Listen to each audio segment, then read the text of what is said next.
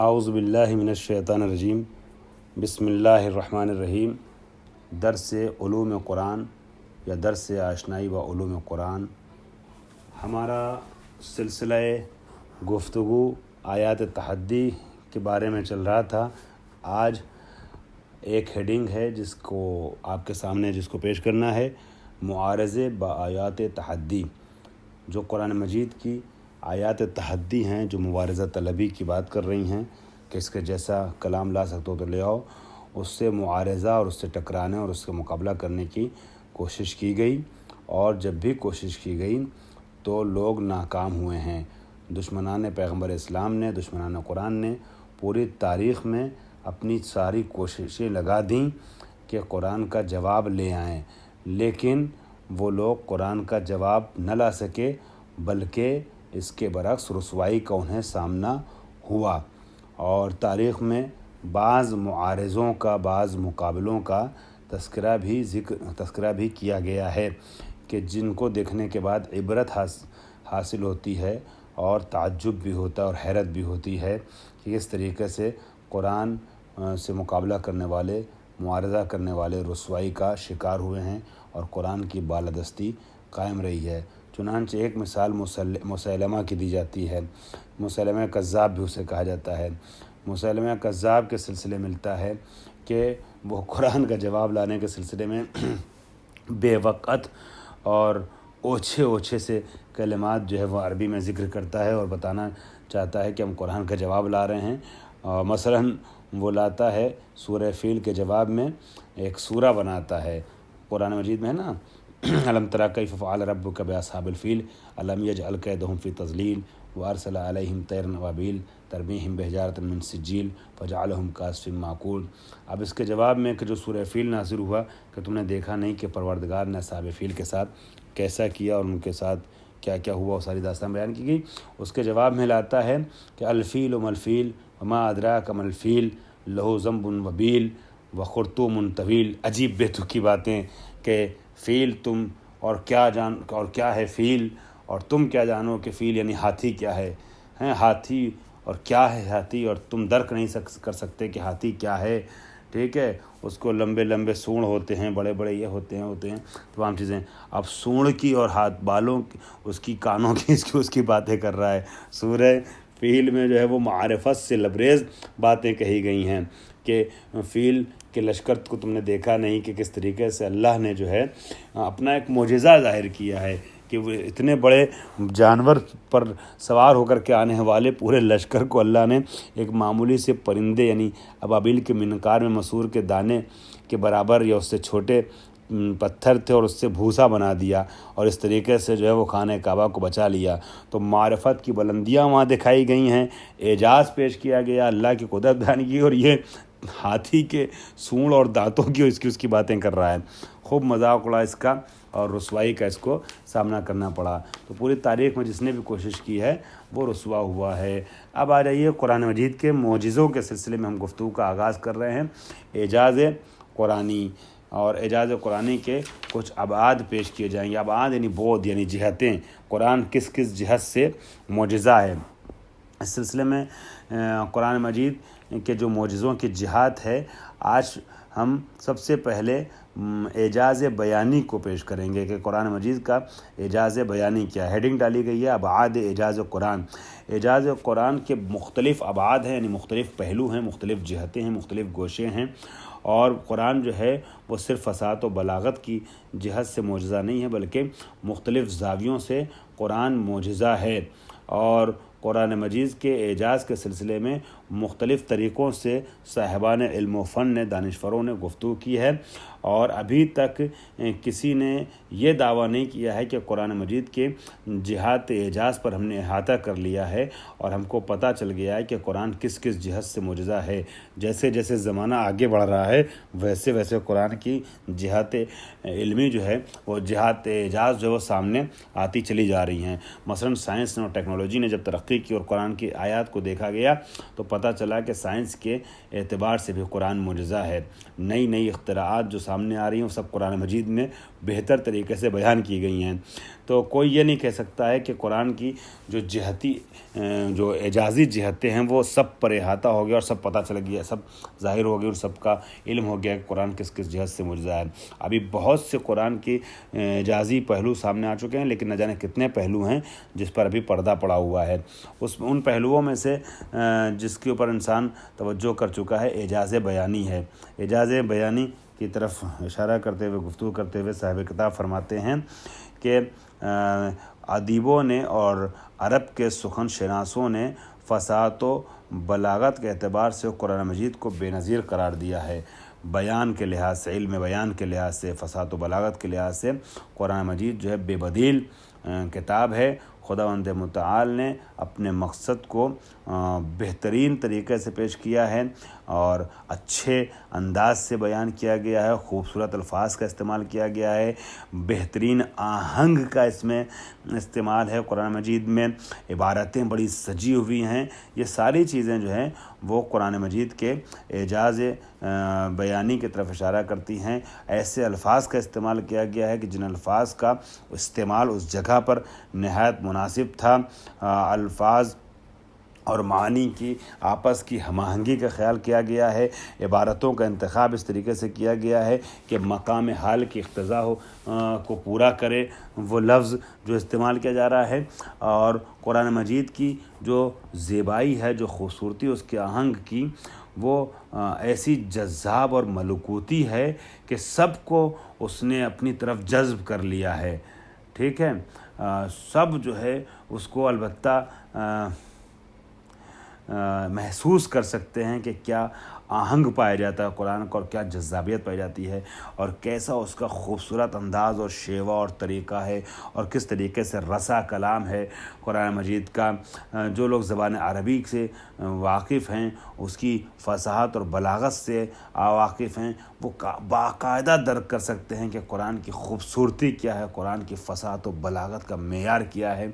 اور اعجاز بیانی کی جہاں تک بات ہے، قرآن مجید کے اعجاز بیانی کو صرف اور صرف عربی جاننے والا نہیں، بلکہ عربی کی نزاکتوں سے جو آشنا ہوتا ہے اور جو سخنوری کی مہارتوں سے آشنا ہوتا ہے، وہ سمجھ لیتا ہے کہ قرآن مجید میں بیان کا کیا انداز ہے اور کس طریقے کا اعجاز بیانی قرآن میں پایا جاتا ہے۔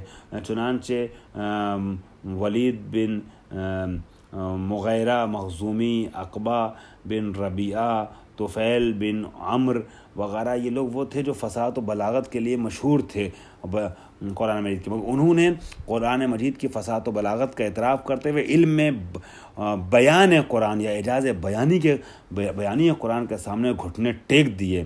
اور بہت سے عرب ایسے تھے اس طریقے کے کہ جو ایمان نہیں لا پا رہے تھے اپنی ضدیت کی وجہ سے، مگر وہ جو ہے علم بیان قرآن، علم فصاحت قرآن یا اعجاز بیانی کے سامنے کہیں نہ کہیں گھٹنے ٹیکتے تھے، اور ایسے الفاظ زبان سے جاری کر دیتے تھے جس کو دیکھنے کے بعد پتہ چل جاتا تھا کہ یہ مبہوت ہو رہے ہیں قرآن کے اعجاز بیانی سے۔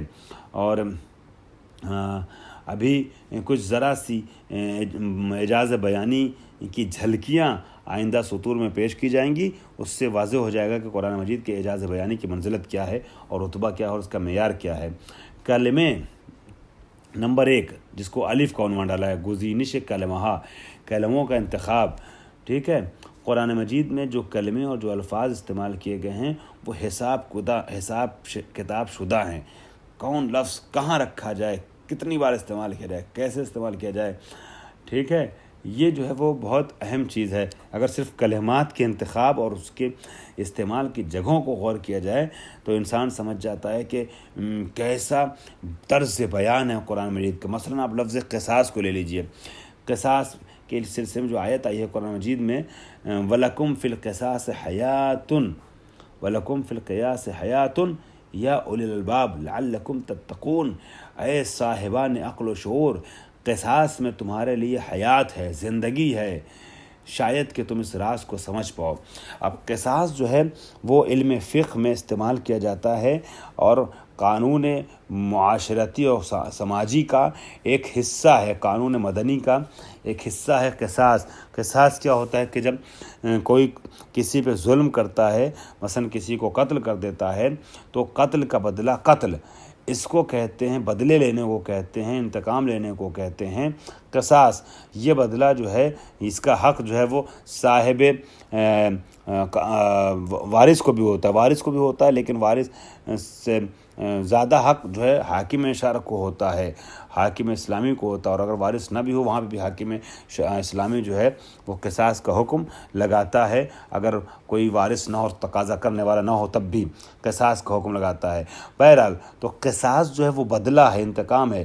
قتل کے بدلے میں قتل، تو یہاں کیا کہا گیا؟ وَلَكُمْ فِي الْقِصَاصِ حَيَاةً، قصاص میں تمہارے لیے زندگی ہے۔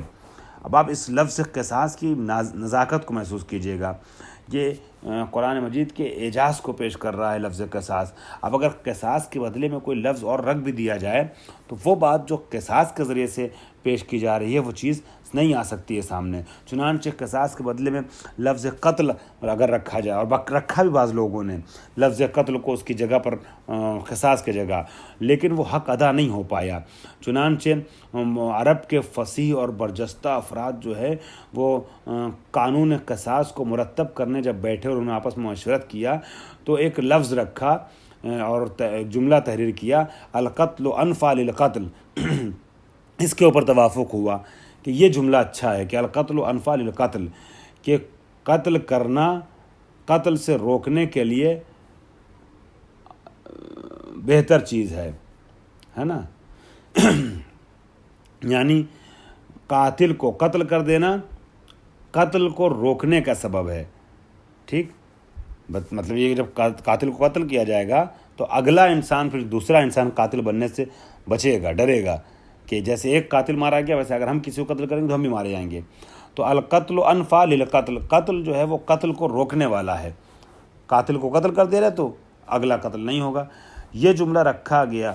مگر آیا قصاص کی جگہ پر جب اس کو قرار دینے کی کوشش کی گئی تو ہزار طرح کی مشکلات اور پریشانیاں اور کمیاں اور نقص جو ہے اس جملے میں سامنے آیا، چونکہ قتل جو ہے مطلقاً قتل سے روکنے کا سبب نہیں بنتا ہے، بلکہ قتل اس وقت قتل سے روکنے کا سبب بنتا ہے اور اچھا مانا جاتا ہے جب قصاص کے لیے قتل ہو، ورنہ قتل قصاص کے علاوہ بھی انجام پا سکتا ہے نا۔ قتل جو ہے دو طریقے سے، یا تو قتل کے بدلے میں قتل، وہ بھی قتل ہے، اور جو قتل کے بدلے میں قتل نہ وہ بھی قتل ہے۔ تو قصاص وہ لفظ ہے کہ جس میں صرف وہ والا قتل آئے گا جو قتل کے بدلے میں ہے۔ تو اس لیے اب زندگی اگر ہے تو قصاص میں زندگی ہے، قتل میں زندگی نہیں ہے۔ اسی لیے کہا گیا قرآن مجید میں وَلَكُمْ فِي الْقِصَاصِ حَيَاةٌ، قصاص میں حیات ہے، قتل میں حیات نہیں ہے۔ یہ خوبصورتی یہاں پائی جاتی ہے۔